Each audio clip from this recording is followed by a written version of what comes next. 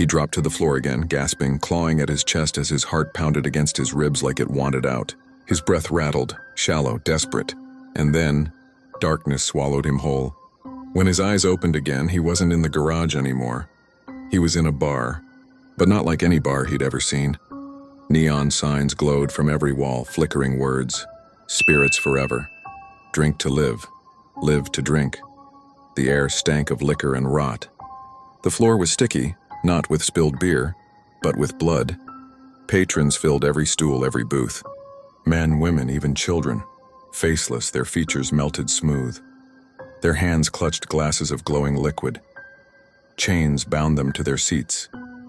Every time they raised their glasses and swallowed, their bodies sagged more, faces melting further, souls dripping out with each drink. Behind the bar it stood, the spirit. Now it was massive, towering over the shelves of bottles like a nightmare king. Its body swirled with liquid, thousands of faces pressed against the surface of its skin, screaming silently. Veins of fire and smoke pulsed through its translucent chest.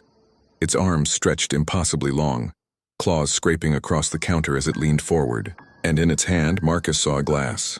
Not filled with whiskey, not with beer, it was filled with blood, his blood. The spirit raised the glass in a mock toast, froth bubbling at its grotesque mouth. Its voice oozed like tar, deep and gurgling. Drink and you are mine. Marcus shook his head, stumbling back. No, this ain't real.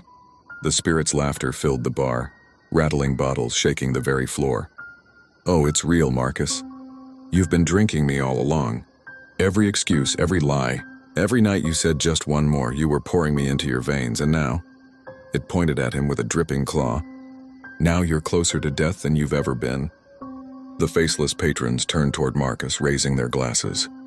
Their chains rattled and their mouths opened in a single echoing chant. Bottoms up, bottoms up, bottoms up. The chant grew louder, shaking the neon signs, shaking the floor beneath him.